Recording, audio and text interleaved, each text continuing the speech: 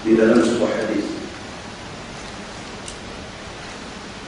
an Abi Darda radhiyallahu anhu an Nabi sallallahu alaihi wasallam qala al-'alim wal muta'allim fil ajri sawa wa innama an-nas rajulan 'alim wa muta'allim wala khaira fima siwa dzalik. Daripada Abi Darda radhiyallahu anhu, Nabi sallallahu alaihi wasallam bersabda, Nabi kata al-alim wal muta'allim fil ajri sawa. Orang alim, orang yang ada ilmu dan mengajarkan ilmu, serta al-muta'allim, serta orang yang belajar ilmu. Dua macam ini, orang yang mengajar dan orang yang belajar itu fil ajri sawa, pahala sama. Orang yang mengajar dengan orang yang mendengar orang yang mengajar, pahalanya sama. Wa innaman nas rajulan. Katanya manusia ini dua macam ada. Dalam ramai-ramai manusia ini dua macam ada, yang mendapat manfaat dan mendapat kebajikan. Yang pertama alim, yang kedua muta'allim. Yang pertama orang yang ada ilmu dan mengajar, yang kedua orang yang belajar. Wala khaira fima siwa dzalik. Nabi kata lain daripada dua ni tak ada. Dalam satu hadis lain Nabi sallallahu alaihi wasallam kata lebih kurang makna dia sama. Nabi kata kun aliman au muta'alliman au mustami'an wala takun rahiman. Nabi kata jadilah orang alim ataupun jadilah muta'allim, orang yang belajar, atau mustami'an, ataupun jadilah golongan ketiga yang mendengar. Dia tak boleh apa-apa, dia main duduk, dia dengar, faham tak faham pun tak tahu, tapi dia ada dalam diri ilmu. Wala takun rabi'an. Nabi kata cuma jangan jadi hak nombor 4. Hak nombor 4, dia mengajar pun tidak, dia belajar pun tidak, dengar pun tak mahu. Maka itu golongan keempat. Nabi sallallahu alaihi wasallam kata jangan jadi orang yang macam ini.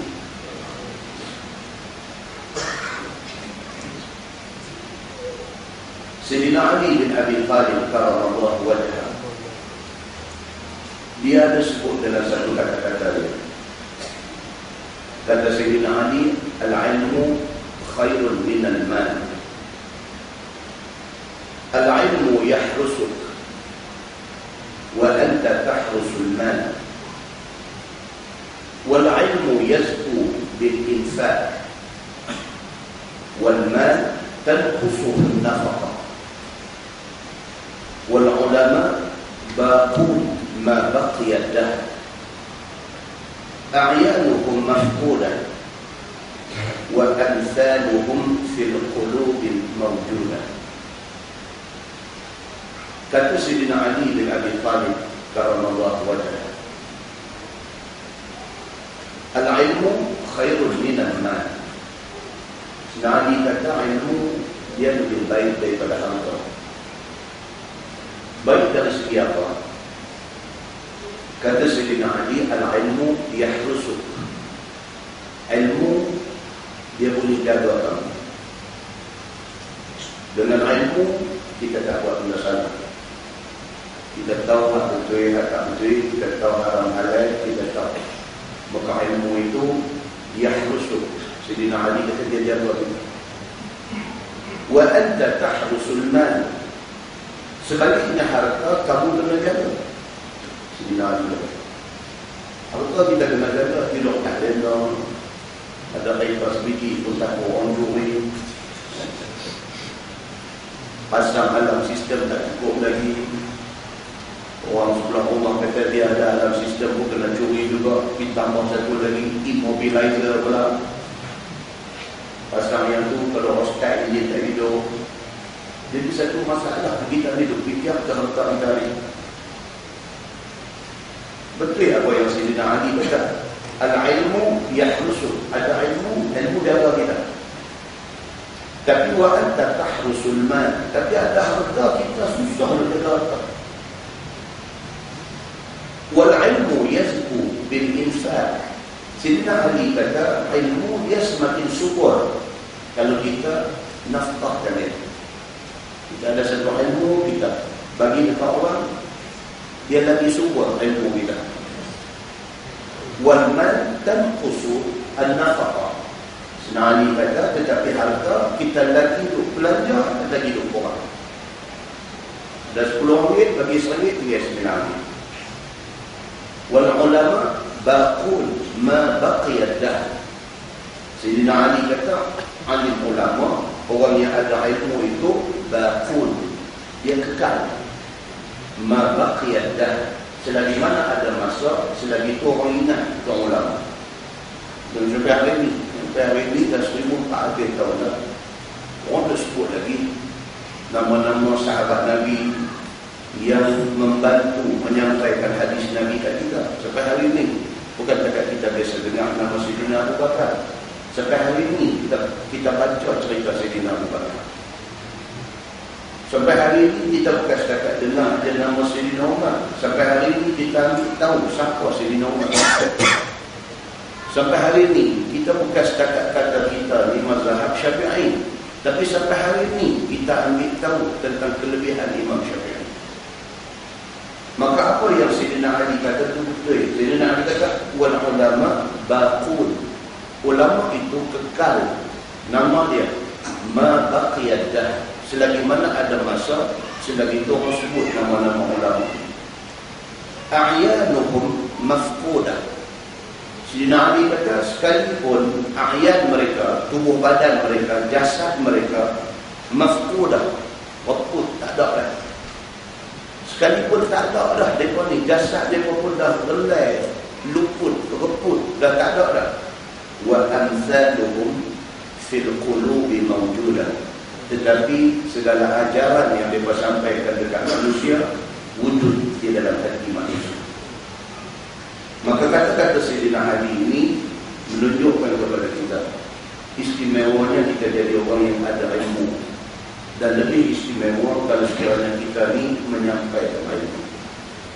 Di dalam sebuah hadis riwayat daripada Ibnu Mas'ud radhiyallahu anhu, kata dia sami'tu Rasulullah sallallahu alaihi wasallam yaqul naddara Allahu imra'an sami'a minna shay'an faballaghahu kama sami'a farubba muballigh aw'an min sami' atau kama qala hadis sahih riwayat Imam At-Tirmidzi. Nabi sallallahu alaihi wasallam bersabda, Nabi kata naqdarallahu imra'an, mudah-mudahan Allah seringkan muka orang-orang yang sami'a minna syai'an, yang mendengar daripada kami sesuatu. Nabi sebut, Nabi kata mudah-mudahan orang yang rajin mendengar hadis daripada Nabi ini, mudah-mudahan orang-orang yang rajin mendengar hadis Nabi ini, naqdarallahu, Allah akan serikan muka dia di akhirat ini. Faballaghahu kama sami'a, bukan setakat dengar saja, dia menyampaikan apa yang dia dengar. Pada kapasiti kita, kalau kita satu orang yang ada peluang, ada platform untuk nak deliver ilmu kepada orang yang lebih ramai, guna platform itu. Kalau kita satu orang yang kapasiti kita boleh sampaikan kepada anak bini saja, sampaikan kepada anak bini saja. Kalau kapasiti kita satu orang yang boleh kongsi apa yang kita ambil daripada majlis ilmu dengan kawan tempat kerja, kita apply ilmu itu kepada kawan tempat kerja. Apa juga kapasiti kita, yang pentingnya kita menyampaikan apa yang kita dengar. Farubba muballigh aw'an min sami'. Nabi kata kadang-kadang orang yang dengar dan dia sampaikan kepada orang, dia ni aw'an min sami', dia lebih faham daripada orang yang dengar saja. Kita dapat satu benda, kita rekod, kita boleh sampaikan dekat orang, dia punya ingatan dia lebih. Yang kedua, bila kita dengar, kita sampaikan dekat orang, kita terikat dengan satu benda. Pasal kita dah bercakap benda baik, takkan kita tak buat benda baik, jadi kita buat benda yang kita cakap dan satu kebaikan kita dapat. Maka Nabi SAW kata, beruntung orang-orang yang ada ilmu, yang mendengar ilmu daripada hadis Nabi SAW dan dia menyampaikan ilmu itu. Di antara untung dia apa dia? Dia lebih faham. Dan yang kedua, Allah seringkan muka dia di hari akhirat besok.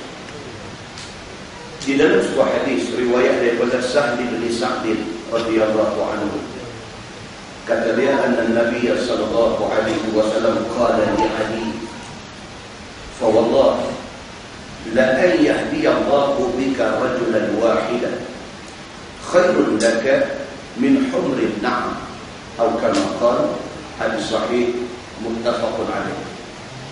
Daripada Sahl bin Sa'd radhiyallahu anhu, kata dia, Nabi SAW kata kepada Sayyidina Ali, Nabi kata, wallah, Nabi kata demi Allah, la an yahdi Allahu bika rajulan wahidan, kamu pergi bercakap tentang agama kepada satu laki-laki, tiba-tiba kerana cakap kamu tu Allah bagi hidayah ke dia.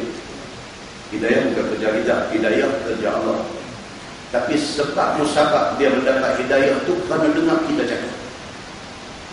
Maka Nabi sebut benda ni kepada Sayyidina Ali. Nabi kata, fa wallahi la an yahdi Allahu bika rajulan wahidan, demi Allah, kalau sekiranya kamu bercakap kepada satu laki-laki, tiba-tiba cakap kamu tu menjadi sebab kepada dia dapat hidayah Allah, khairun laka min humrin na'am, Nabi kata itu lebih baik bagi kamu daripada kamu ada kekayaan binatang ternakan yang merah-merah. Lari berkan orang ada duit sikit, keluar modal, dibelah kambing, dibelah lembu. Dulu Arab saja, Arab ni kalau sebut humrin ni'am ni binatang ternakan 4 kaki lah. Surah Al-An'am tu, itu cerita macam binatang-binatang ni. Humr ni maksudnya merah, hamra, merah. Humrin ni'am ni maksudnya binatang merah-merah ini kebanggaan orang Arab. Kalau dia ada satu kandang besar unta merah-merah tu kaya dia. Tengok-tengok orang Melayu hari ini macam tu, ada duit invest untuk belah lembu, untuk belah kambing. Syakir, kambing ni best dia nak orang kambing ni dia syakir, tak cukup kambing kampung kita ni. Maknanya dia sudah sampai satu tahap di mana apa yang disebut oleh Nabi SAW sebagai sumber kaya manusia ni, hari ini kita pun rasa dah buat meniaga, dah jadi millionaire, dah ada transport company apa semua, lagi buat keluar duit di-invest untuk nak belah lembu kambing dan sebagainya. Pasal apa? Pasal dia memberi pulangan yang cukup baik. Nabi SAW kata, kalau sekiranya kamu pergi bercakap agama dekat satu orang, kerana cakap kamu tu Allah bagi hidayah dekat dia, itu lebih baik daripada kamu ada ladang, kamu ada kandang binatang yang merah-merah. Muslimin dan muslimat yang dirahmati Allah sekalian. Demikian Nabi SAW bagi dekat kita tentang kelebihan orang yang menuntut ilmu dan orang yang menyebarkan ilmu ini. Dan tidak ada manusia yang lebih baik daripada Nabi SAW dari segi mengajar ilmu. Kalau kita tengok dalam sebuah hadis riwayat daripada Muawiyah bin Al-Hakam As-Sulami radhiyallahu anhu. Muawiyah bin Al-Hakam ini dia cerita, dia kata satu hari, hadis ini panjang, saya ambil ringkasan. Muawiyah bin Al-Hakam cerita satu hari, dia kata dia semayang di masjid, berimamkan Nabi. Tengah duduk semayang tu, dia kata tiba-tiba aqasa rajulun minal qaum, ada seorang bersin. Tengah duduk semayang ni, satu orang bersin. Muawiyah bin Al-Hakam As-Sulami ni, bila dia dengar orang bersin, dia duduk semayang juga. Bila dia dengar orang bersin, automatik dia respon. Dia kata, ya rahmukallah. Dia tengah semayang. Bila dia sebut aja yarhamukallah, dia kata faramanil qaum bi absarihim. Dia boleh realize, dia boleh sedar orang kiri kanan dia macam tu beralih tengok dia spontaneously benar bukan dia. Bila orang posting dia yarhamukallah, dia terberhenti, dia terlupa dia semua. So bila dengar orang posting dia sebut yarhamukallah, dia sebut macam tu, dia rasa, dia kata faramanil qaum bi absarihim. Ni ada ramai-ramai ni macam tu kelim kat dia, macam tu apa syekh ni macam tu.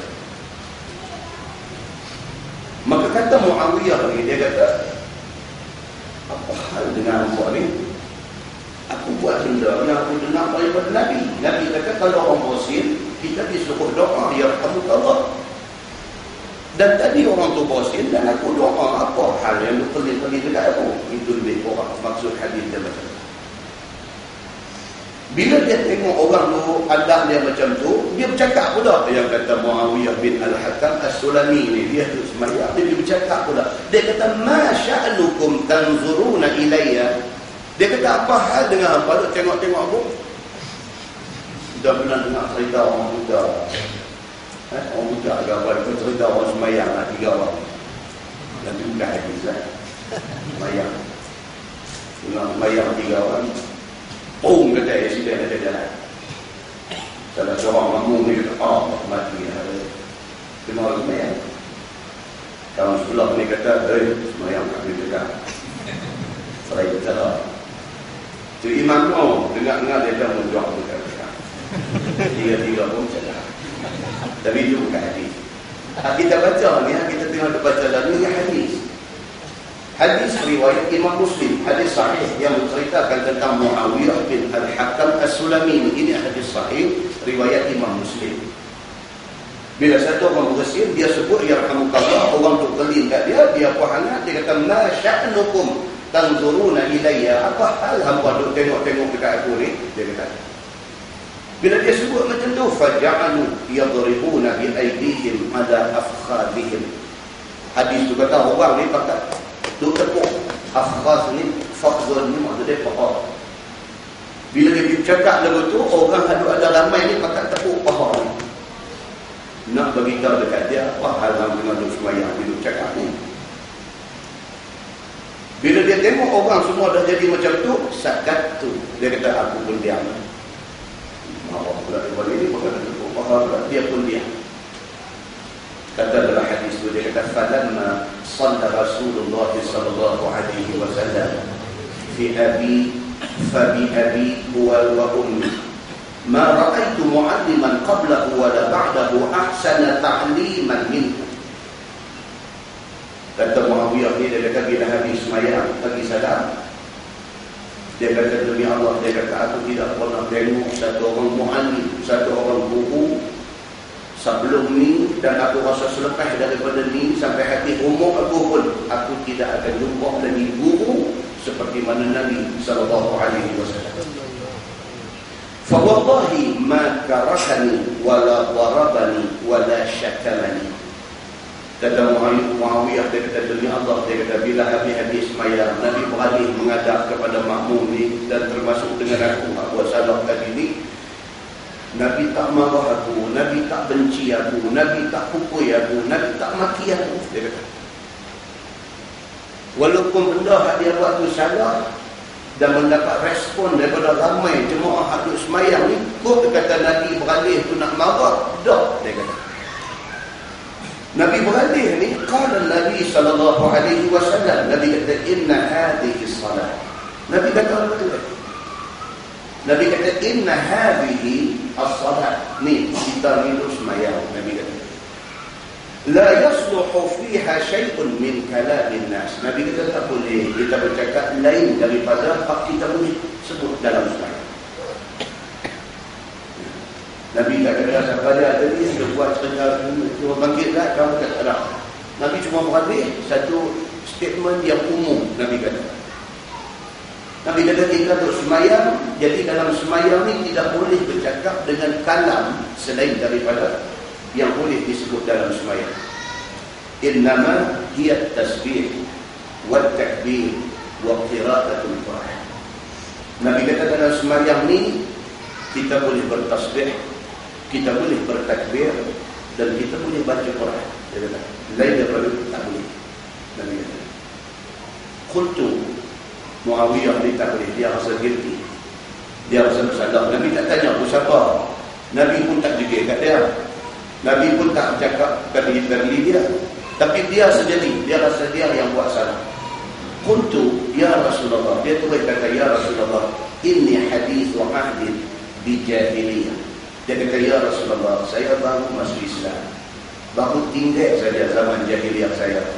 Saya ni budak baru belajar. Saya buat di kepala silap saya, ilmu saya tak cukup. Nabi SAW terima penjelasannya. Apa yang Nabi buat kerja tu lekat dalam hati dia. Dia kata, demi Allah, sebelum ni dan selepas ni, sampai mati aku pun, aku tak akan jumpa ada guru seumpama Nabi SAW. Muslimin dan muslimah yang dirahmati Allah sekalian, itulah Nabi kita. Dia kata Nabi kita ni dia macam tu orang dia. Dan Nabi SAW ada sebut sebagai ingatan kepada kita semua. Nabi kata, man izdada ilman walam yazdad hudan walam yazdad min Allah illa bu'da. Nabi kata, barang siapa yang bertambah ilmunya tapi tidak bertambah hidayah kepada dia. Ini amalan Nabi. Man izdada ilman, barang siapa yang ilmu tambah, kemarin dengan hari ini dia better than yesterday. Esok dengan hari ini, tomorrow dia better than today. Dia is better dari sudut ilmu dia. Itu tambah. Kemarin tahun 5, hari ini tahun 10. Hari ini tahun 10, esok tahun 20. Dia satu orang yang memang suka mencari ilmu. Tetapi, nampak dia ni macam tak ada hidayah. Ilmu bertambah, hidayah tak ada. Nabi kata, walam yazdad minallahi illa bu'da. Orang yang macam ni tidak bertambah kepada dia, melainkan makin jauh dia daripada Allah Subhanahu wa taala. Ini kita kata. Tuan-tuan, saya pesan dari saya pesan dekat tuan-tuan semua, kita mengaji ni kerana nak ilmu. Dengan ilmu ni, kalau kita nak berbeza diri kita, mana-mana silap, mana-mana lemah kita nak bayar. Dan mudah-mudahan elok itu membawa kebaikan kepada kita di hari akhirat. Dan mudah-mudahan pertemuan itu memberi manfaat kepada kita semua, insya-Allah. Kita menggunakan Bahrul Naji jilid 3. Kita sampai muka surat 90. Muka surat 90 bab fi karahiyatit tasybih bainal asabi' fi shalah.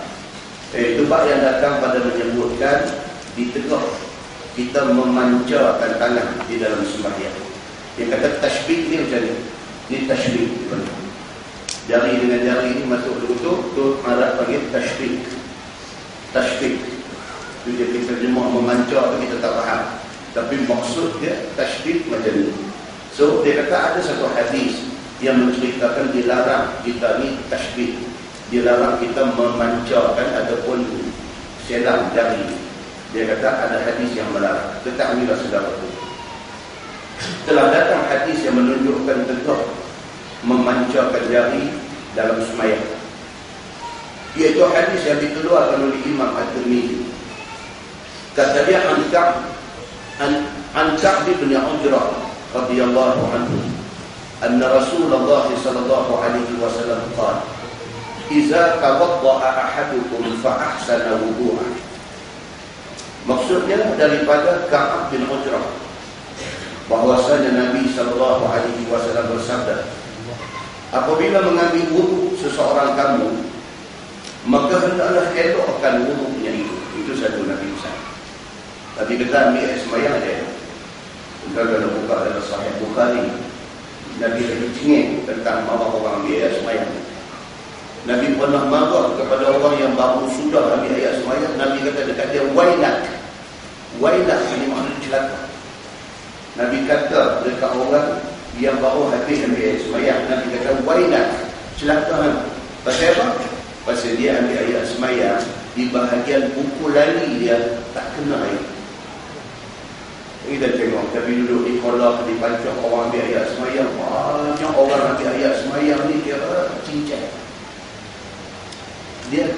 granted. Bagi dia wuduk ni apa? Dia mengaji masa tasbih dulu. Ini hal kecil. Maka dia ambil ayat semayang ni ekspres. Bila mai tak basuh kaki tu, dia cebok ayam, dia cebok belah depan. Dia cebok. Bahagian buku lali, bahagian tumit tak kena ayat. Sedangkan itu anggota wuduk, area yang mesti kena ayat semayang. Nabi SAW bila tengok satu orang ambil ayat semayang keadaan macam tu, Nabi kata dekat dia, wailah, celaka kamu, bahagian tumit kamu itu bahagian api neraka. Nabi kata. Pasal apa tuan? Pasal wuduk ni, kalau sekiranya kita ambil dan wuduk kita tak sah, semayang tak sah, kalau pergi haji tak sah. Haji tak sah tu satu pasal tuan-tuan. Kita balik dalam keadaan kita tidak bertahlul. Jaga baik-baik. Kita balik dalam keadaan buat balik ihram. Tahlul ni apa dia tuan? Tahlul. Yang kata tahlul awal, tahlul sani ni apa dia? Kena buat 3 perkara. Kalau tahlul awal tu buat 2 daripada 3. Dia kata tahlul sani ni buat apa? Buat 3 perkara. Apa dia 3 perkara tu? Melentang di Jamratul Aqabah. Berjumpa dengan tawaf ifadah, dengan tawaf rukun. Tawaf kena ada ayat semayang. Dia melentang, dia berkata Aqabah tak ada ayat semayang, tak apa. Dia berjumpa, tak ada ayat semayang, tak apa. Dia tahlul awal. Tahlul awal hanya membolehkan dia pakai pakaian berjahit. Selagi dia tidak tahlul sani, selagi itu dia dengan isteri dia dilarang. Bila dia tawaf dalam keadaan ayat semayang, dia tak sah. Dia balik dalam keadaan tidak tahlul sani. Dia balik dalam keadaan dia dengan isteri dia masih hadapan sang larang. Bila dia balik main, jadi dosa dekat dia. Selagi mana dia tak tahlul, selagi itulah dia balik main dosa. Kerana tu soal wuduk yang dianggap ringan, yang dianggap mudah, yang dianggap benda dia apa sangat ni, Nabi SAW sampai marah macam tu. Nabi kata, celaka kamu ambil ayat semayang, buku lali dan tumit kamu tidak kena ayat semayang. Nabi kata, pasal apa? Pasal dia membawa implikasi hukum yang cukup besar. Sebab kita tidak boleh tengok topik-topik dalam agama ni sebagai topik yang mudah. Tak boleh. Semua perkara dalam ilmu agama ni besar. Tak boleh nak dia baca tajuk semayang dan sudah Nabi itu. Jangan juga. Sekali lagi kita baca, kita jumpa banyak lagi benda kita tak tahu. Sedangkan semayang ini fardu ain. Yang kau mana cerita setiap orang mesti kena buat dengan baik. Tiba-tiba kita dah anggap mudah, jadi kita buat lebih kurang. Kita mengaji tak mengaji ikut suka, maka kita buat salah. Muslimin dan muslimah yang dirahmati Allah sekalian. Maka dia sebut di sini, apabila ambil wuduk seseorang kamu, elokkanlah wuduk itu. Make sure ambil ayat semayang itu sampai sah. Begitu. Dan kalau boleh, sunat-sunat dirapikan sekali. Yang ini disempurnakan ambil ayat semayang itu seperti mana cukup basuhnya 3 kali. Tiap-tiap satu anggota 3 kali. 3 kali itu sunat. 1 sunat. Yang kedua, dia takut. Kok yang first round tu dia tak cover semua. So kita repeat second round, kita repeat third round. Mudah-mudahan mana-mana kawasan, walaupun sebesar duit Kupang banyak, tapi dia anggota wuduk, dia mesti kena ayat. Bila tak kena, tak sah. Bila kita repeat 2 kali, kita repeat 3 kali, mudah-mudahan dia cover semua kawasan wuduk itu. Baik. Dia kata dan mengelokkan wuduk itu dan disempurnakan basuhannya 3 kali dan pastikan rata dan lebih daripada fardu yang disuruh.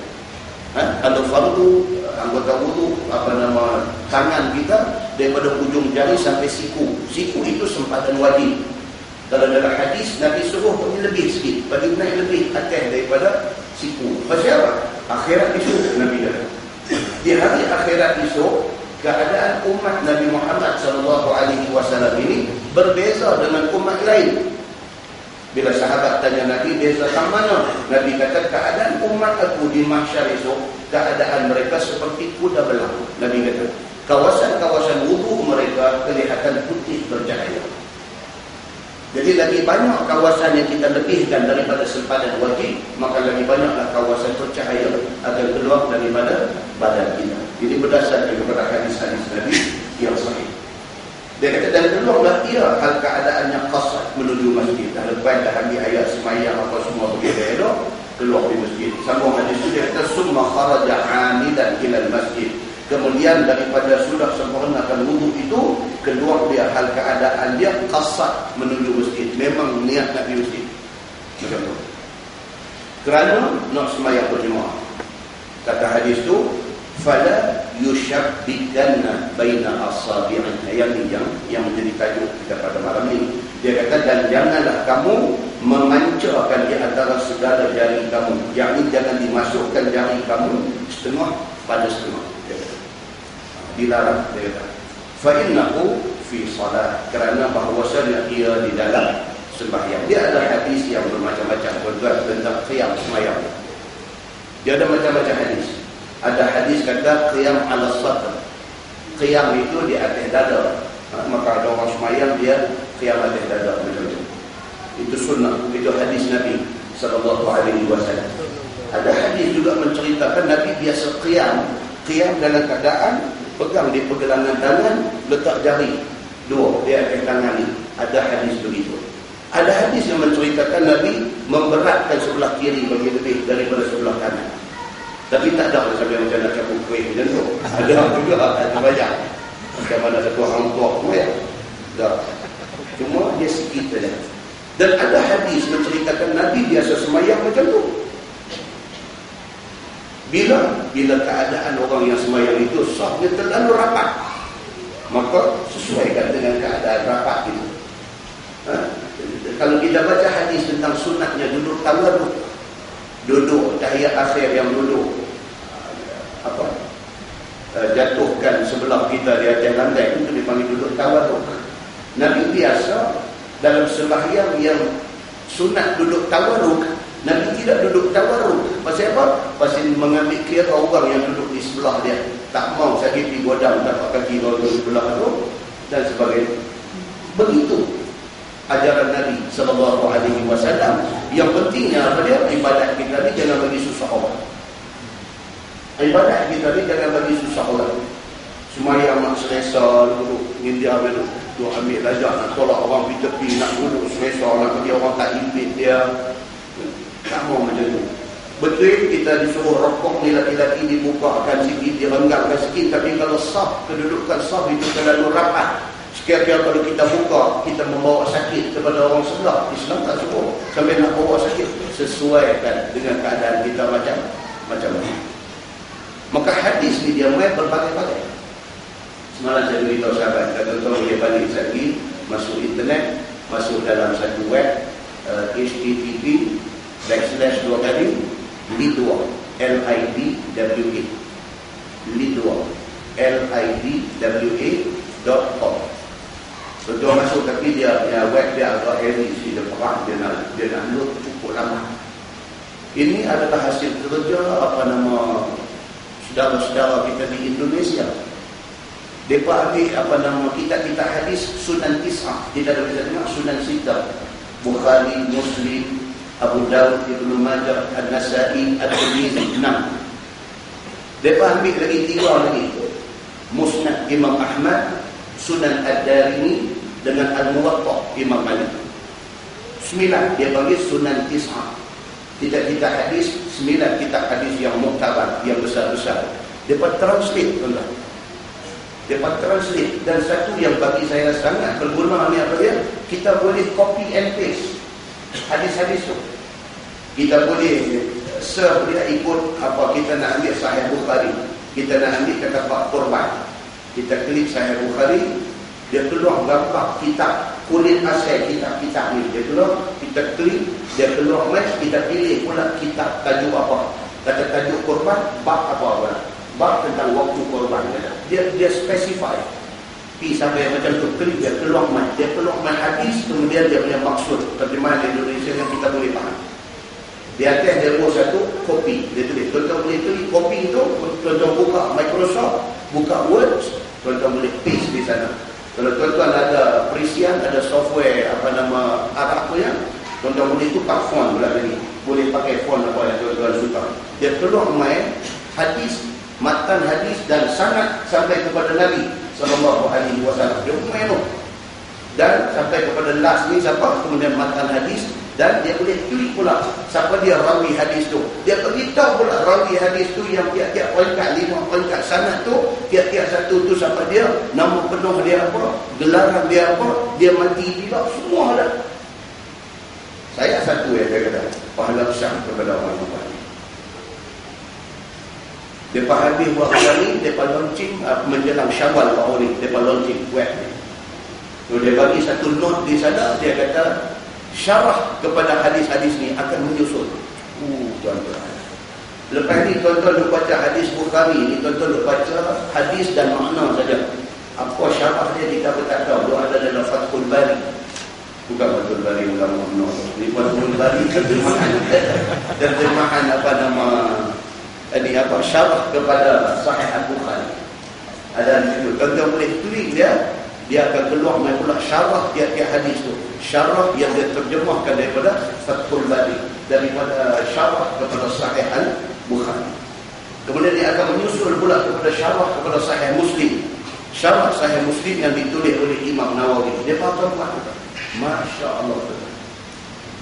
Dia tulis di situ, dia kata kos untuk menghasilkan ni, dia kata menelan biaya yang cukup banyak. So dia tamak dengan CD untuk dijual. Saya dah call dah apa distributor Malaysia ni tu di Johor, dia bagi satu nama itu, saya call ke bawah ni. Cuma dia kata dia dah tak jual dah. Dia kata dia dah tak jual dah, ada masalah teknikal apa. So dia kata pasal dia punya sistem security dia terlalu tinggi.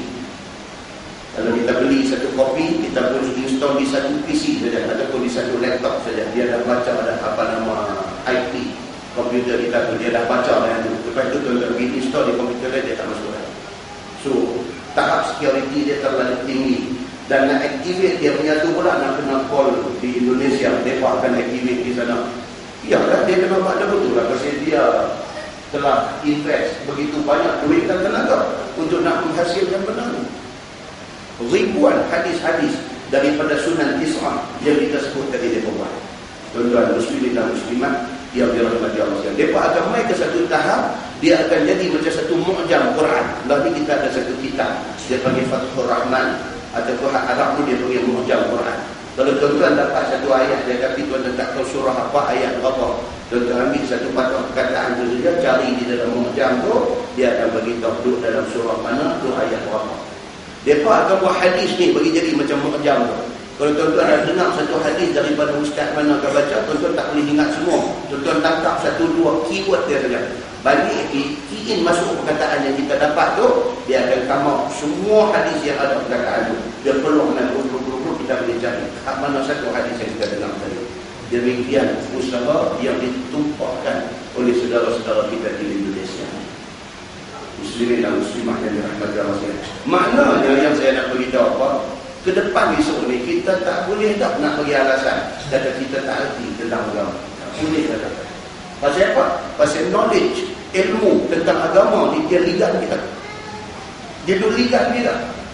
Kalau di rumah kita ada komputer, kita ada internet, kita ada semua kemudahan, tapi kita tidak masuk web-web yang Islam macam ni, tak boleh jawab kita di depan Allah Subhanahu wa taala itu. Pasal apa? Pasal kemajuan ini dia dulikan kita. Maka pengetahuan dan ilmu tentang Islam ni dia hambat kita rapat di belakang. Maka kita tak boleh lagi lah nak bagi excuse, nak bagi alasan di depan Tuhan. Kata kita tak tahu benda ni, tak tahu benda ni, tak boleh. Pasal apa? Dengan akal dan ilmu yang Allah bagi dekat kita mesti tak dapat tidak kenal mengerti tentang ilmu-ilmu agama. Muslimin dan muslimah yang dirahmati Allah. Baik, kemudian Nabi SAW kata apa? Keluar di masjid dengan qasar, Nabi sembahyang berjemaah, dan jangan, Nabi kata fala yushaddikanna baina asabi'i, dan janganlah kamu duduk sela-sela jari macam ni, yang ni dimasukkan jari setengah ke dalam setengah yang lain kerana dia di dalam sembahyang. Jangan buat macam tu. Kata Ibnu Arabi dan dia ulang benda-benda yang disebutkan tadi. Tapi tuan-tuan, dia akan bagi tahu balik di bawah tu. Second line daripada bawah dia kata kafinya, sesungguhnya telah menaruh bab di atas itu di dalam Sahih Bukhari dan memasukkan dia di dalam hadis al-mu'min lil mu'min kal bunyan, dan Nabi memancarkan di antara segala jarinya. Dan diriwayatkan bahawasanya memberi salam Nabi SAW pada hadis Zilyadain. Kemudian bangun dia menuju ke sebatang kayu yang terlentang dalam masjid. Nabi bersandar di kayu itu, seolah-olahnya Nabi marah, dan Nabi memancarkan di antara jari-jarinya. Maka itulah yang lebih asah, dia kata. Jadi dia balik kepada cerita hadis, terus tengok muka surat 90, matan hadis di atas itu. Last sekali dia tulis apa? Dhad ain yafa. Atas dari hadis itu, fa innahu fi salah, lepas itu dia tulis dhad ain yafa. Maksudnya apa? Dhaif. Maksudnya hadis itu dhaif. Dan di sana dia ada hadis-hadis lain yang menceritakan Nabi biasa tasbih tangannya. Jadi kesimpulan dia apa dia? Tasbih jari ini larangan dia hanya berdasarkan kepada hadis yang dhaif. Dalam hadis yang sahih Nabi ada buat. Maknanya kalau kita nak simpulkan tidak salah kita selangkan jari macam ni. Itu baru juga. Kita lebih sabar. Memang Allah perlu buat lama tak boleh tu lah. No, dia kata tak boleh, ni hadisnya dhaif. Hadis yang lebih kuat mengatakan Nabi ada buat macam ni. Dan kalau kita dah biasa baca hadis cerita tentang mayat dikebumikan. Banyak kali kita dah baca cerita malaikat maut mendatangi seorang, kemudian dia mati, kemudian dimasukkan ke dalam kubur. Kalau sekiranya dia ni orang yang beriman, malaikat mai tanya dia, hang kenal tak siapa lelaki ini? Orang yang beriman akan jawab, wa Abdullah wa Rasuluh. Dia adalah hamba Allah dan dia Rasulullah. Terus dia mengucap asyhadu an la ilaha illallah wa asyhadu anna Muhammadar Rasulullah. Hadis tu. Nah, lepas itu kalau sekiranya dia orang yang tak beriman, bila masuk kubur, bila muka nakir tanya dia, hang kenal tak siapa lelaki ini? Man hadzal rajul? Siapa lelaki ini? Orang yang tak beriman tak boleh jawab. Maka dia kata dekat malaikat yang tanya ni, dia kata, aku tak tahu, la adri, aku tak tahu. Dia kata, apa orang kata aku ikut aja. Dia kata begitu. Bila dia kata begitu, dia terus kena. Dalam hadis tu dia kata apa? Fa yuqalu lil ardi. Dalam hadis tu dia kata fa yuqalu lil ardi, maka dikatakan kepada bumi, kepada kubur tu, iltaimi alai. Iltaimi ni apa dia? Kalau dalam terjemahan dia kata bersedaging. Dia kata bersedaging. Iltaimi alai, maksudnya diperintahkan bumi itu supaya himpit dia. Himpit sampai sekira-kira dia ni jadi macam bersedaging dengan tanah, dengan mayat tu macam sekali. Itu maksud iltaimi. Maka dikata kepada tanah kubur tu iltaimi alai, himpit dia. Dia kata fataltaimu alai. Dalam hadis itu kata maka bumi pun himpit orang yang tak beriman ni. Fatakhtalifa fiha adla'u, maka berselisihlah tulang-tulang rusuk dia, mu'adziban. Nabi kata hal keadaan azab baginya. Saya lagi dah lebih hantar jenazah di kubur tu. Tapi bertunggu tengok orang tubuhi mayat, betul tengok betul percaya tak kata saat lagi bukan lagi anak mayat, betul percaya tak bukan lagi anak mayat. Tanya dia man rabbuk, man nabiyuk, ma qiblatuk. Soalan-soalan yang disebut dalam hadis itu akan bunyi dalam kubur itu saat lagi. Kemudian berjaya kedak dia dengan persoalan muka dan nakir ni membawa akibat, sama ada kubur dia ni diluaskan seluas mata memandang ataupun kubur dia ni disempitkan, macam yang Nabi kata iltaimi alaih fataltaimu alaih fatakhtalifa fiha adla'u mu'adzabah. Maka dihimpit dia ni sampai berselisih tulang rusuk dia. Bila Nabi sebut macam tu, Nabi buat jari tadi tunjuk dekat sahabat. Fatakhtalifa, maka berselisihlah adla'u, tulang-tulang rusuk dia. Nabi buat macam tu. Dia kena himpit di tulang hangpa ni, dia cantum macam tu dalam kubur tu. Kena cantum sampai macam tu. Hatta yab'athahullahu, sehinggalah Allah Subhanahu wa ta'ala membangkitkan dia akhirat esok ni. Daripada hari dia tanam tu sampai sangka-kala bunyi esok ni nak bangkit di mahsyar ni, dia dalam keadaan tu kena renyok macam tu. Walaupun orang pergi korek kubur nak tanam orang lain, keadaan dia akan tinggal tulang-tulang satu dua puntung, tetapi hakikatnya di sisi Allah dia dalam keadaan macam tu. Betul? Ini di antara perkara lain yang main daripada hadis Nabi SAW yang menuntut kita supaya percaya. Kalau kita pilih untuk tak percaya pun tak apa. Kita masuk kubur besok kita kena percaya. Muslimin dan muslimah yang dirahmati Allah sekalian, maka cerita hadis yang kata tulang berselisih Nabi tunjuk dengan jari itu hadis riwayat Imam At-Tirmizi, dan hadis itu sahih. Maka dengan adanya hadis-hadis ini, dia menolak hadis Sa'id dari ini yang mengatakan tak boleh buat macam tu. Pasal apa? Pasal Nabi juga ada buat benda tu ketika nak tunjuk contoh kepada sahabat-sahabat yang ada di dekat. Nah, lepas itu tajuk baru bab ma jaa fi qulil qiyam fi salat. Itu bab yang datang pada menyebutkan hadis lama berdiri dalam sembahyang. Ini pula dia nak main cerita kata sembahyang ni sembahyang sunat. Sembahyang sunat ni terutamanya sunat di malam hari. Dia ada perbahasan ulama tentang sembahyang sunat siang dengan sembahyang sunat malam. Jadi kesimpulan kepada perbincangan ulama yang panjang tu, sembahyang sunat malam hari lebih afdal, berdirinya lama, rakaatnya kurang. Berbeza dengan sembahyang sunat di siang hari, lebih afdal, rakaat dia banyak, berdirinya dalam. Itu kesimpulan kepada perbahasan yang cukup panjang. Baik, yang kita nak baca ni cerita fi qulil qiyam fi salat, iaitu cerita tentang berdiri lama ketika sembahyang sunat. Ketahuilah saudaraku, bermula memanjangkan berdiri itu lebih aula, lebih afdal daripada membanyakkan rakaat di sisi mazhab kita Syafi'i. Dia kata mazhab Syafi'i, dia kata apa? Berdiri lama itu lebih afdal daripada rakaat banyak. Sama macam kita musim bulan puasa buat tarawih apa semua kan. Kita buat 8 tapi bacaannya dia agak panjang sikit, agak selesa. Itu lebih baik di sisi Nabi sallallahu alaihi wasallam daripada digan nak buat banyak tapi sampai tak ada qamat ni. Dia jadi kalau bukan dia jadi kayut, dia jadi macam itu tak bagus. Dan bermula dalil yang menunjukkan demikian itu adalah hadis yang dikeluarkan oleh Imam At-Tirmizi. Kata dia an Jabir radhiyallahu anhu qala qila lin Nabi sallallahu alaihi wasallam ayyu salati afdal. Diriwayatkan daripada Jabir radhiyallahu anhu, kata dia ditanya orang kepada Nabi sallallahu alaihi wasallam, apakah sembahyang yang lebih afdal dan bagaimana keadaannya? Orang tanya Nabi, ya Rasulullah, sembahyang ni cantik dia macam mana? Sembahyang ni cantik dia macam mana? Banyak rakaat ke? Kurang rakaat tapi berdiri lama ke? Kat mana cantik? Sahabat tanya Nabi. Faqala qulul qunut. Maka sabda Nabi SAW, sembahyang yang cantik itu ialah yang panjang, yang lama masa berdirinya. Hadis ini merujuk kepada sembahyang sunat.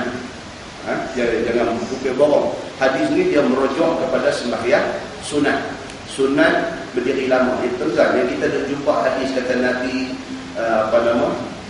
berdiri sembahyang hatta tatafattara qadamahu, sehingga bengkak dua buku lagi. Uraian hadis itu apa dia? Bukan kerana banyaknya rakaat Nabi sembahyang, tapi kerana lamanya masa yang Nabi ambil untuk nak habis satu-satu rakaat. Dia bengkak buku lagi. Begitu. Kata At-Tirmizi lagi, bermula hadis Jabir ini hadis yang hasan dan sahih. Dan dikeluarkan hadis ini oleh Imam Muslim di dalam sahihnya pada bab salatul lail. Baik, masalah dia kata qunut apa maknanya pada lughah. Ini cerita dia jadi panjang. Kita akan sampai juga tajuk akan datang ni cerita tentang qunut sembahyang subuh ni. Dan bila kita baca itu, kita faham. Bila kita faham tu tak ada masalah. Hati jadi gaduh dia hendak ni pasal tak faham pokok pangkai, dia tak faham perbincangan ilmu, dia tak faham. Di belah pulau kita belah Tanjung tu sampai duduk rumah flat kan di bawah ada satu surau. Ada dua di yang jadi resident flat tu ada dua, satu yang nak buat kunut, satu tak mau kunut. Ada dua dia ada flat tu. Jadi dulu awal aku turun awal. Baguslah turun awal tu. Dulu awal aku turun awal, siapa dapat nak jadi imam, hari itu geng dia semayang ada pulungnya. Esok kawan tu turun pindah lagi awal, dia lompat naik jadi imam, dia tak buat kunut punya. Bila dapat kat geng yang buat kunut ni, geng yang tak mau kunut ni tunggu di luar ni, tak sembahyang sekali. Tunggu bagi salam, mereka pula masuk, mereka pula buat setiap kunut pula. Apa jadi macam tu? Kita duduk pergi haji, duduk pergi umrah, kita pergi Mekah, duduk pergi Madinah, imam Masjidil Haram, imam Masjid Nabawi, tak buat kunut kita boleh buat. Kita balik main sini sampai nak jadi perang sabilillah. Tak, itu nama dia double standard. Tak mahu macam tu. Belajar. Bila kita belajar, kita fahami perbincangan itu. Apa cerita ni yang kunut tak kunut ni, apa cerita dia? Bila kita faham, kita tahulah orang yang buat kunut pasal apa, orang yang tak buat kunut pasal apa. Dia ni apa sandaran hadis dia? Dia ni apa sandaran hadis dia? Allah bagi dekat kita ilmu, bagi dekat kita akal, kita baca, kita ikuti semua perbincangan itu dan kita akan faham apa yang sebenarnya di sebalik perbincangan itu. Nah, ini kita baca yang ini dulu. Kunut itu dia kata apa maknanya pada lughah, pada bahasa. Kata Ibnu Arabi, telah aku periksa akan tempat datang makna kunut itu. Ibnu Arabi ini dia ni ulama bahasa Arab dan juga dia juga ulama fiqh. Dia study di perkataan kunut itu sendiri, dia stand untuk berapa maksud. Kan kita kadang ada satu perkataan bawa banyak makna. Dalam bahasa Malaysia kita pun kadang-kadang spelling sama, dia punya pronunciation dia tak sama. S-E-P-A-K. Kan kita baca sepak, kita baca sepak. Tapi dua-dua tu sakit kalau kena. Kan? Kalau baca sepak pun sakit, kalau baca sepak pun sakit. Tapi dia dua perbuatan yang tak sama. Spelling sama, S-E-P-A-K. Kan? Macam tu lah lebih kurang cerita. Dia ada bahasa Arab lagi lalu, dia bahasa Quran. Dia bahasa yang Allah Ta'ala pilih untuk dijadikan bahasa Quran. Jadi dia lebih kaya lagi dari segi perbendaraan kata. Ibnu Arabi dicek tengok kunut ni apa makna dia. Dia kata maka aku dapati makna kunut ni ada 10. 10 makna kunut tu saja. Satu, dia kata kunut membawa makna taat. Kunut makna dia taat. Yang kedua, kunut membawa makna ibadah. Yang ketiga, kunut membawa makna berkekalan taat. Itu pun satu makna juga. Dia kata yang keempat, kunut tu makna dia semayang. Semayang tu juga dia panggil kunut. Yang kelima, kunut makna dia berdiri. Yang keenam, kunut makna dia lama berdiri. Yang ketujuh, kunut makna dia doa. Yang kedelapan, kunut makna dia khusyuk. Kunut juga. Yang kesembilan, kunut makna dia diam. Dia kata. Dan yang ke-10, kunut makna dia meninggalkan berpaling. Tengok kedudukan perkataan kunut tu dalam konteks ayat, dia duduk aman. Kadang-kadang perkataan kunut tu duduk dalam ayat ni, dia membawa masuk semayang. Kadang-kadang kunut dia duduk dalam konteks ayat lain, dia membawa masuk berdiri. Kadang dia tengok konteks ayat untuk nak pasang makna bagi dekatnya. Maka semuanya itu ditanggung atas makna kunut belakang. Semua itu kunut dia kata. Bermula yang awalnya ni berdasarkan perbincangan hadis ni, dia kata bermakna diam dan khusyuk dan berdiri. Kalau nak cantum dia kata ini 3 makna. Dia kata dia represent kepada maksud hadis ni. Apa dia? Diam, khusyuk dan berdiri.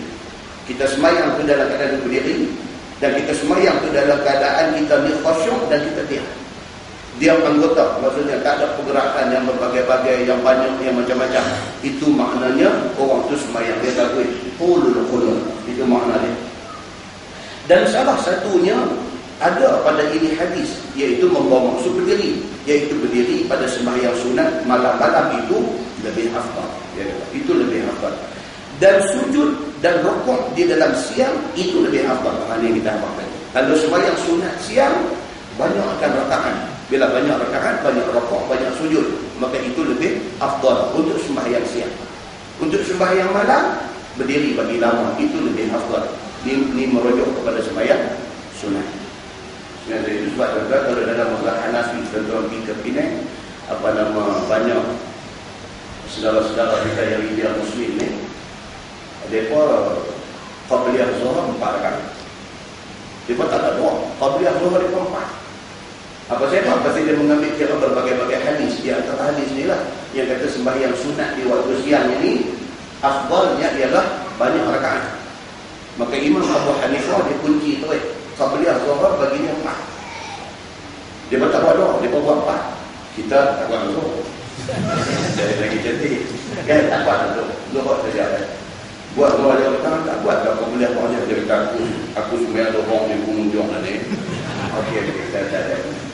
Kamu dia kata ada okey, kita ada okey cantik. Dan sesungguhnya telah aku nyatakan demikian itu pada tempatnya. Baik, membincangkan, memanjangkan berdirian di dalam sembahyang itu apa hukumnya? Kata Imam Nawawi, bermula dikehendaki dengan qunut dalam hadis itu ialah berdiri. Ittifaq ulama pada barang yang aku ketahui. Dan padanya dalil bagi Imam Syafi'i rahimahullah ta'ala. Dan mereka yang berkata seperti katanya, bahwasanya memanjangkan berdiri itu lebih afdal daripada membanyakkan rakaat, iaitu membanyakkan rukuk dan sujud. Dan lihat lagi masalah yang akan datang cukup dengan keterangan dan dalilnya lagi. Jadi kesimpulan bila kita kata bila kesimpulan dia apa? Kalau sembahyang malam, sembahyang sunat malam, sunat tadi lama berdiri. Kalau sembahyang sunat siang, sunatnya banyak rakaat. Itu dia. Tadi baru dia kata fikas syarat rukuk wa sujud. Itu pada menyatakan hadis membanyakkan rukuk dan sujud, yakni membanyakkan sembahyang sunat. Ketahuilah saudaraku, telah bersalah-salahan ulama pada kelebihan membanyakkan rukuk dan sujud itu. Adakah afdal daripada memanjangkan berdiri sembahyang dengan membaca? Maka telah datang hadis yang menunjukkan kelebihan sujud itu. Sujud ni banyak kelebihan. Sujud ni banyak kelebihan. Kan dalam hadis Nabi kata apa? Dia kata aqrabul ibadi ila Allah fi sujud. Nabi kita hampir manusia dengan Allah ni waktu sujud. Waktu sujud. Itu sebab kalau kita baca dalam hadis lain tu, kita dah baca apa di sini pun. Yang kata kalau apa pasiak kita sujud dekat pasiak kita ini, dia tak bagi sapu. Pasal apa dia tak bagi sapu? Ketika masih semayang dia tak bagi sapu. Lepas semayang tak bagi baru sapu. Itu yang orang bila lepas bagi salam, Assalamualaikum warahmatullahi Assalamualaikum, dia sapu. Dia tak sapu tu kan. Walaupun dia semayang di surau kakek sampai tak ada sapu, dia sapu juga. Pasal dia baca hadis tu, hadis surau sapu itu. Pasal semayang dia tak boleh sapu. Kan? Nabi larang pula bagi. Tak bagi sapu. Pasal apa? Pasal turab ini, pasal tanah ni, dia mengingatkan kita pada asal kejadian kita. Supaya ego kita itu dapat dileburkan. Tidak kita rasa kita lupa asal kejadian kita tanah. Bila tanah tu dekat kita itu kita kena ingat. Kita asal bila tanah ni je. Nak dekat apa? Tak ada guna pun kita dekat apa. Ini tujuan yang hikmah di sebalik apa yang kita baca ni semua. Baik. So Nabi kata apa? Hampir manusia dengan Allah ketika sujud. Fa'akthiru du'a fi sujud. Nabi kata maka perbanyakkan doa ketika sujud. Ketika sujud mana? Ketika semua sujud. Ketika semua sujud. Kita sembahyang fardu ke, kita sembahyang sunat ke, kita sembahyang hajat ke apakah? Pada tiap-tiap sujud tu, masa tu kita doa pada Allah. Doa hati. Jangan bercakap ini baca sembahyang, doa dalam hati. Tiap-tiap kali sujud tu mulut baca subhana rabbiyal a'la. Hati ingatlah apa-apa. Hati ingat anak ni tengah lupa Isya, minta bagi dapat keputusan elok, minta anak tak sihat, minta bagi sihat, minta tiap-tiap sujud. Nabi kata fa'aksiru du'a fi sujud. Maka banyakkan doa ketika sujud. Kalau boleh, kerana kita orang Melayu. Orang Melayu ni suka buat kerja last minute. Maka kita pilih untuk sujud hak mengambil saja kita doa. Itu sebab sujud mengambil lama tak bangkit-bangkit. Kan? Dia bukan tak ada satu hadis tu suruh sujud mengambil bagi lama, tu tak ada. Tapi pasal apa? Pasal kita Melayu. Nampak macam mana? Kita memang Melayu suka buat kerja last minute. Maka bila semayang kita nak doa, kita tunggu sujud last minute. Sujud last tu imam dah bangkit Allahu Akbar, tahiyat sampai dah dekat nak bil alamin, innaka hamidum majid, baru dia bangkit. Lama sujud dia yang mengambil tu. Sedangkan dalam hadis dia suruh apa? Dia suruh sujud. Dalam tiap-tiap sujud tu perbanyakkan doa. Betul tak? Nah, baik, cuba kita tengok hadis dia. Kata dia diriwayat dikeluarkan oleh Imam At-Tirmizi an Sauban maula Rasulullah sallallahu alaihi wasallam qala sami'tu Rasulullah sallallahu alaihi wasallam yaqul Dia kata diriwayatkan daripada Sauban. Sauban ialah abdi merdeka kepada Nabi SAW. Dia ni asal hamba. Dia hamba kepada Nabi SAW. Nabi merdekakan dia. Tiba-tiba Sauban ni menjadi ulama sekali. Semalam di masjid Padang Temusu kita jumpa satu nama siapa? Nafi'. Siapa Nafi' ni? Nafi' ni anak murid kepada Abdullah bin Umar bin Al-Khattab. Kan? Nabi, orang kanan Nabi Sayyidina Umar Al-Khattab. Anak Sayyidina Umar nama dia Abdullah bin Umar bin Al-Khattab. Anak murid kepada Abdullah bin Umar bin Al-Khattab nama dia Nafi'. Nafi' ni asal-asal dia hamba kepada Abdullah bin Umar bin Al-Khattab. Dimerdekakan. Selepas dia dimerdekakan, dia jadi ulama besar. Nafi' ni dia jadi ulama besar sehingga kan Imam Malik berguru dekat dia, dekat Nafi'. Imam Malik ni jadi anak murid kepada Imam Nafi'. Yang Nafi' ni asalnya hamba kepada anak Sayyidina Umar Al-Khattab. Dan dalam ilmu hadis ni, kita belajar ilmu hadis, dia ada silsilah dia. Arab kata silsilah zahabiyah, dia bagi rantaian rawi hadis yang emas. Zahabiyah ni emas, rantaian emas tu. Kalau sekiranya hadis tu kita trace balik, dia emas daripada Nabi. Yang dengar daripada Nabi itu siapa dia? Abdullah bin Umar bin Al-Khattab. Abdullah bin Umar Al-Khattab cerita dekat siapa? Cerita dekat Nafi'. Nafi' cerita dekat siapa? Nafi' cerita dekat Imam Malik. Imam Malik tulis dalam kitab dia Al-Muwatta. Hadis itu di sisi ulama hadis dia panggil hadis yang silsilah zahabiyah. Dia panggil salah silah dia emas. Maknanya tak ada pertikaian hadis itu. Hebatnya hadis itu dia duduk pada kedudukan silsilah zahabiyah. Salah seorang daripada duduk dalam meriwayatkan hadis itu siapa dia tuan-tuan? Nafi', satu orang bekas hamba. Tiba-tiba boleh jadi kedudukan dia begitu mulia di sisi Allah Subhanahu wa taala. Kita ada dengar contoh-contoh yang tradisional ni, contoh Bilal kan. Bilal kasih hamba, atau dia Bilal ni sampai kedudukan dia begitu mulia di sisi Allah. Itu contoh yang tradisional. Kita ambil contoh lain sikit, ramai lagi contoh-contoh yang boleh ditampilkan sebagai orang-orang yang asalnya nobody tiba-tiba menjadi somebody di sisi Allah Subhanahu wa taala. Dia antaranya ni. Baik, so dia kata Sauban ini maula, dia akan sebut maula. Apabila dia hamba, dia dimerdekakan, dia tak sebut bin bapak dia sebut maula kepada bekas penguru dia. Maula kepada bekas penguru dia.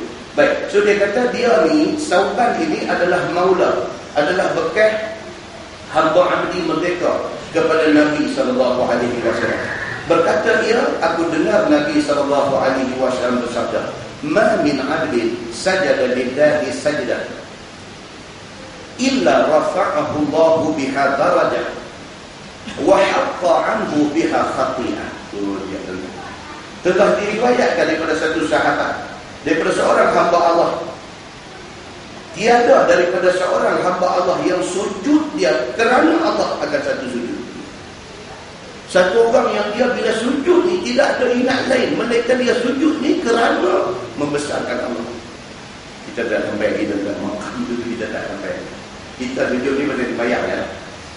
Kita tak pernah rasa masa sujud kita tak pernah rasa macam kita ni hamba kepada Tuhan, tak rasa. Pasal banyak pasal kita yang kita jadi tak dapat rasa, kita tak dapat. Tak ada. Kita heran kalau kita tengok orang tak dapat rasa ni, kita heran kita tak pernah dapat.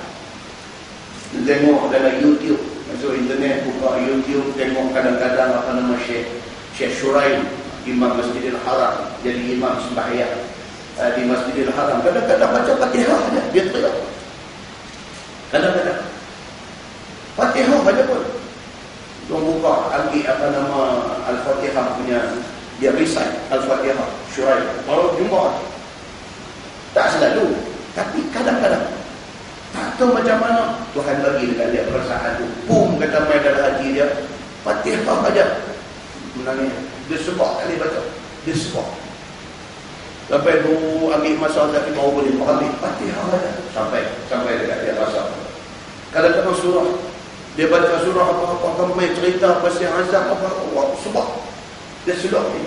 Pasal apa? Bacaan dia tu sampai ke lubuk hati dia. Yang dikatakan dalam hadis sebagai halawatul iman. Manis iman tu manis. Manis tu dia rasa. Kita tak ada. Kita tak dapat benda tu pasal kita ada kita. Itu yang tak dapat. Yang kita ni Allah Allah ya. Tak apa lah, perbaik kan kita duduk cuma perbaik, cuba perbaik, tapi macam mana lah Tuhan nak bagi kat kita kan? Nak dapat yang orang tulis dalam kitab kata iman yang jazam. Iman yang jazam ni maksudnya iman yang solid. Dia kira bulat keyakinan dia kepada Allah. Macam mana dia kata iman jazam kita tak dapat. Bila kita harap, kita hajat satu benda dengan Allah, dengan kita, dengan Tuhan saja, kita tak nampak dah lain ni. Dia nampak Allah saja, minta, ya Allah, aku minta ni bagi satu benda yang guna, ya Allah. Jazam tu, dia pergi bulat kita dengan Allah, yang tak gangguan. Tak semua orang dapat. Siapa dapat, itu anugerah. Dia kata, siapa dapat, maka itu anugerah. Baik, dia kata, maka tiada daripada seorang hamba Allah yang sujud, dia akan Allah, akan satu sujud. Mereka mengangkat akan dia oleh Allah dengannya satu darjah dan menurunkan ataupun mengampunkan daripadanya, daripada sujudnya itu akan satu kesalahan. Kalau dia sujud tu dia dapat itu. Dia dapat tu rasa kehambaan dia kepada Allah tu dia dapat. Allah bagi dekat dia satu sujud, satu darjah naik, satu dosa dia Tuhan pada. Kalau dia dapat sujud tu. Tahun ni umur kita dah merupakan 50 tahun. Bulan puasa kita dulu lalu ni pun tak tahu pakai ni. Pernahkah kita terasa dalam 10 akhir bulan puasa tu? Rasa macam yang kata Lailatul Qadar kita dapat. Ada. Tak rasa.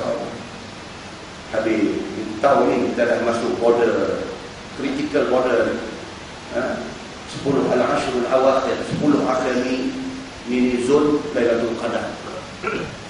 Tak rasa kita raya duduk raya tak rasa apa yang kata Lailatul Qadar tu. Kok kata Allah nak pergi, tak rasa ni nak 50 pada tak tahu nak mati bila hari bulan kita tak rasa lagi. Ni yang hadis tu beritahu ni lah anugerah bila Allah bagi dia akan rasa benar. Allah akan bagi dekat dia satu derajat naik, Allah padam dia satu dosa. Kalau sekiranya sujud dia tu betul-betul kerana Allah. Jadi kata At-Tirmizi ini hadis, yang ini hadis Taubat, ini hadis yang asal dari sahih. Sujud dan rukuk dan berdiri panjang, mana daripada keduanya yang afdal? Kata Imam Nawawi, telah bersalah-salahan ulama atas 3 mazhab pada afdal rukuk dan sujud daripada memanjangkan berdiri dan sekalian rukuk.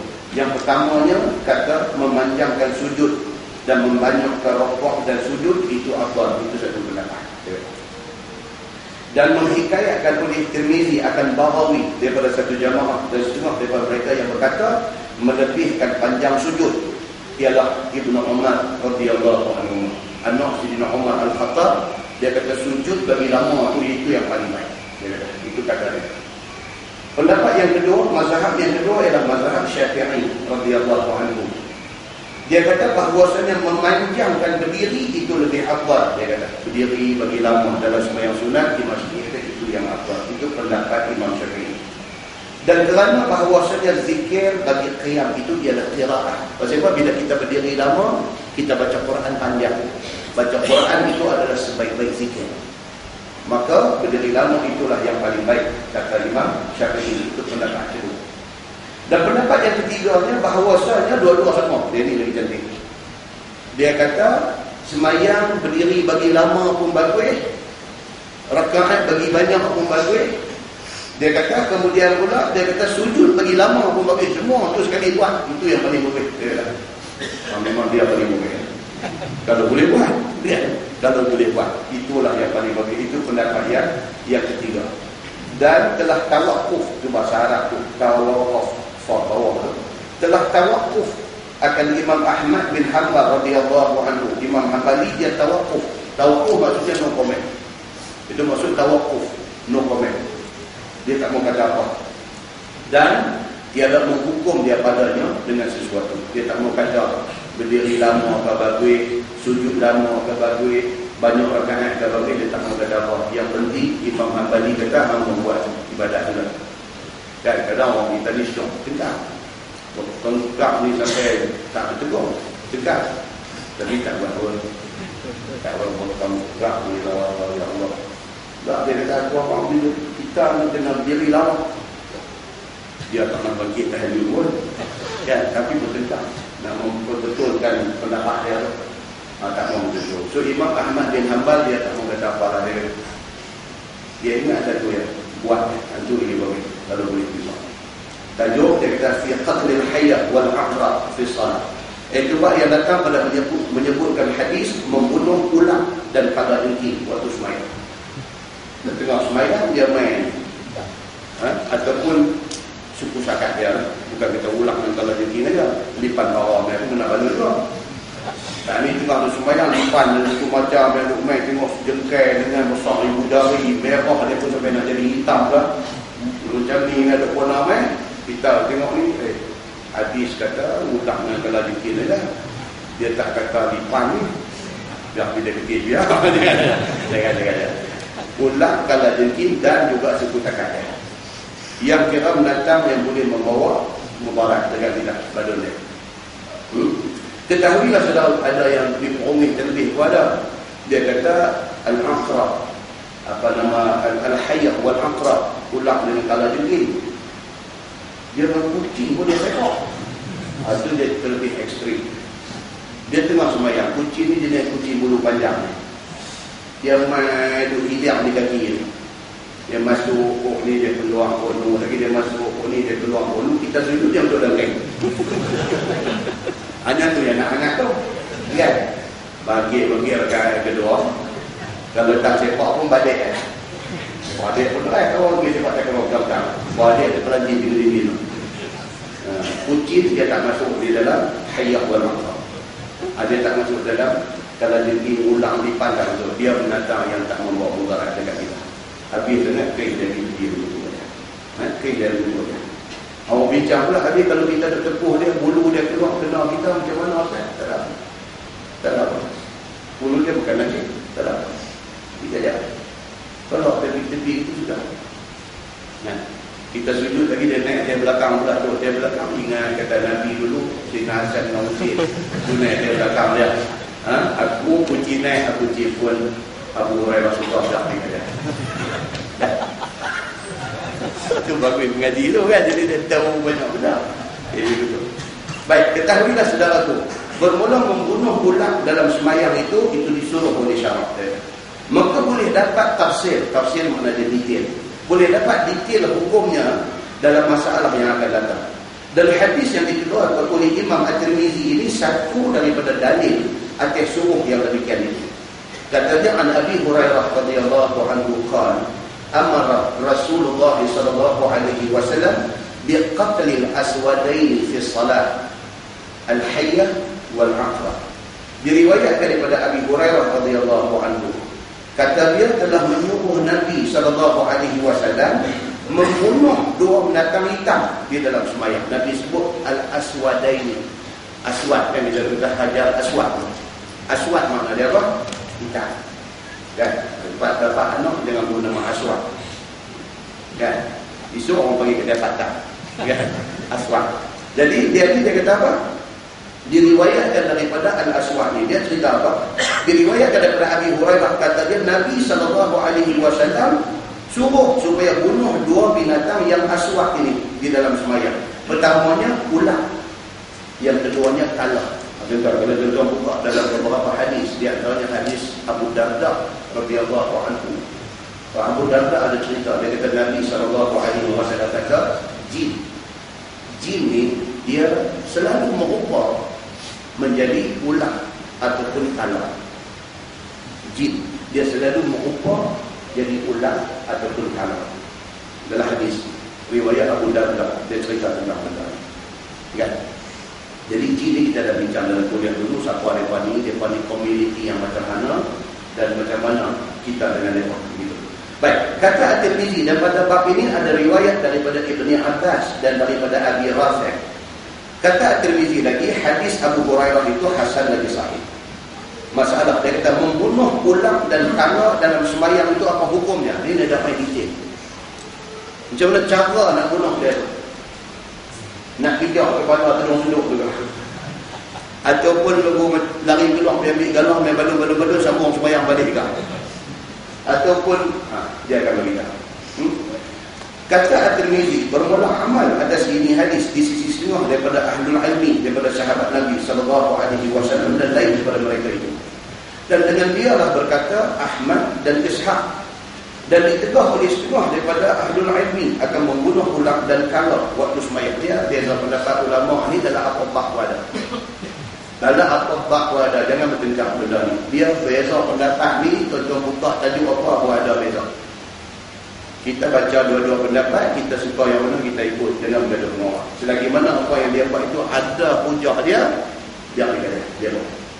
Kecuali kalau dia main nas yang qat'i daripada Quran ataupun hadis yang sahih membatalkan perbuatan itu.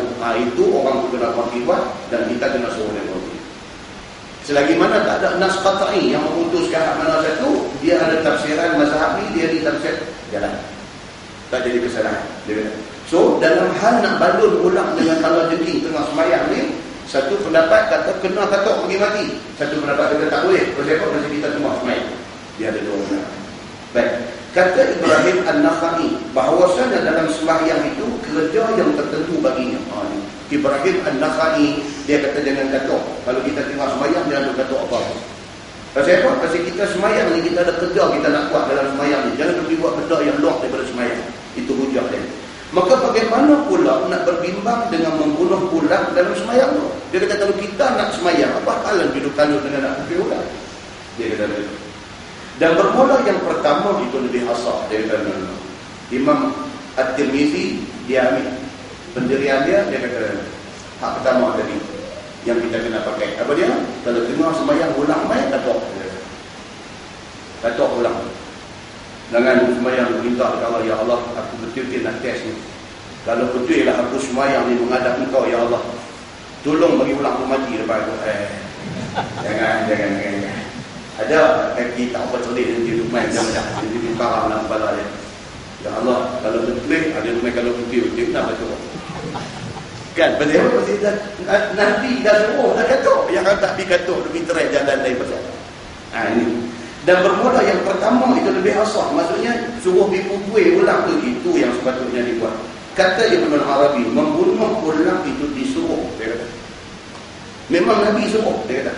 Dan jikalau dalam sembahyang sekalipun, dan jikalau di dalam tanah haram sekalipun. Kita duduk di tanah haram tak boleh. Duduk bunuh apa ni tak boleh. Tapi dengan ulang ni bunuh.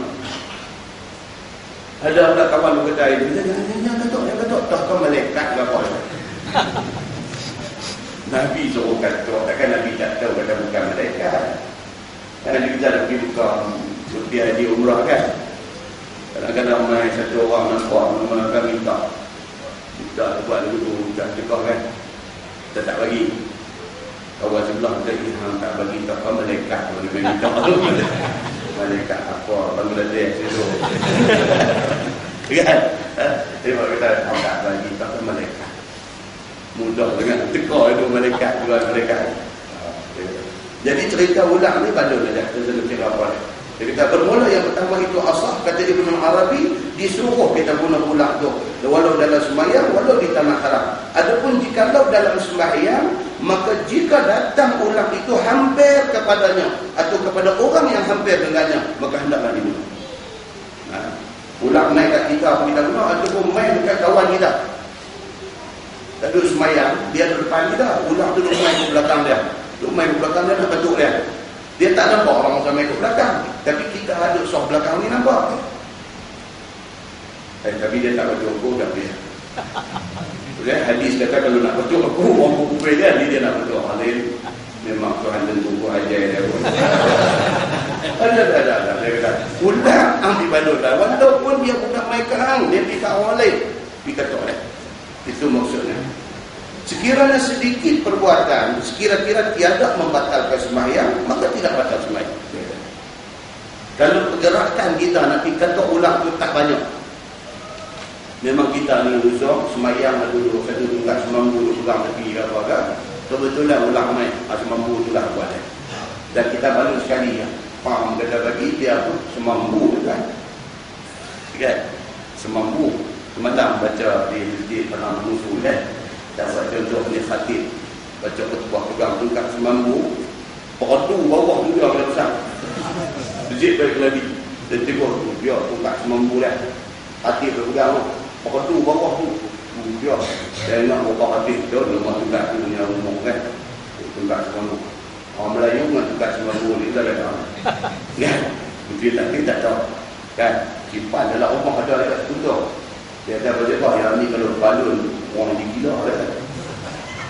Habis tu simpan apa dia kata kalau kawak masuk, pencuri masuk, kedai nak semampu ni gila rumah hidup dia ni. Betul juga semampu ni gila. Kan? Kepercayaan. Ada yang bagi Ramli bawa lagu tu. Haji-haji buka pintu kan. Dia abang buka semampu. Kan? Jadi semampu. Kita tengah duduk semayang kebetulan tangan ada tungkat semampu. Kata ulang main bertepang dengan tungkat tu sekali aja. Tengok-tengok dia pun qalu inna lillahi wa inna ilaihi mati ulang tu. Maka dengan sekali pergerakan semayang kita tak batal. Kita boleh continue semayang macam biasa. Dia kata. Baik, itu kalau sekiranya pergerakannya tidak banyak maka tidak batal. Dan jika banyak perbuatan dengan sebab nampak jauh daripadanya, misalnya hendak dibunuhnya juga, maka batallah sembahyang dia. Maka hendaklah ulang akan sembahyang itu. Dia nampak dah ulang duduk main daripada jauh. Gedung selah. Berdiri sama tinggi dengan orang. Jengkai ada tiada lantai ni ada semua duduk berdiri. Nanti celaka naik dia kepala terima. Dia tengok-tengok dia duduk beri tanda dah tangkap tongkat ke bawah tu.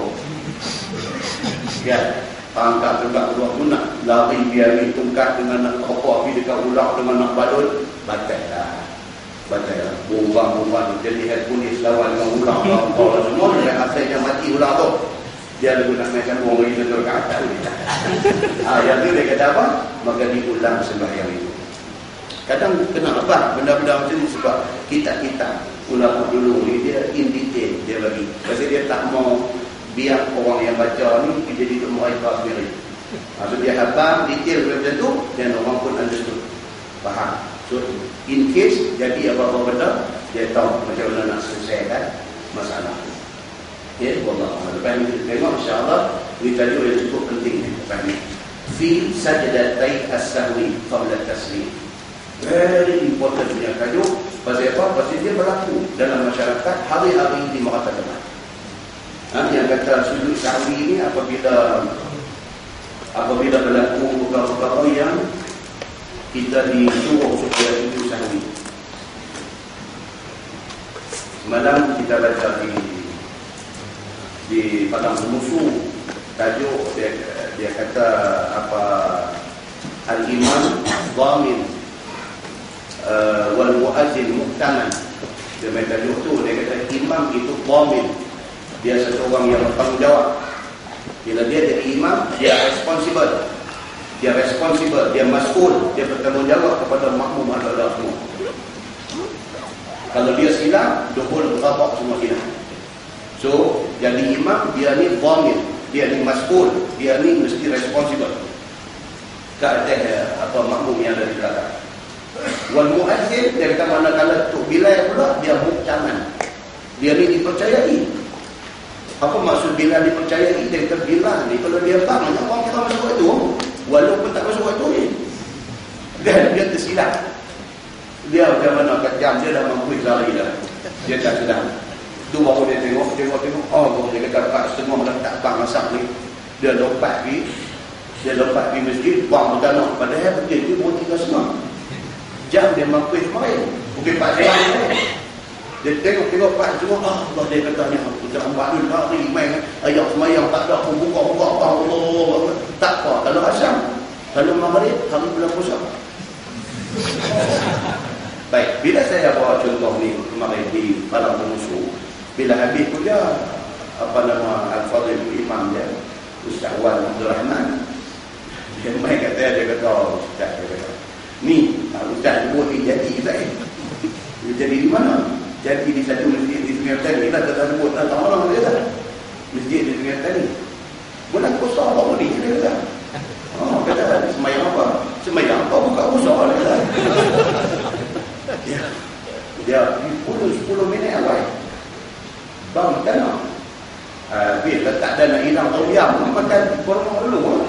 Pasal apa? Pasal wal muazzin muktaman. Nabi kata, pasal muazzin ini dipercayai. Tak apa bulan puasa, memang nak dengar bang hari tu. Kan? Allah ni Allah tak ada majmuah tak ada benar.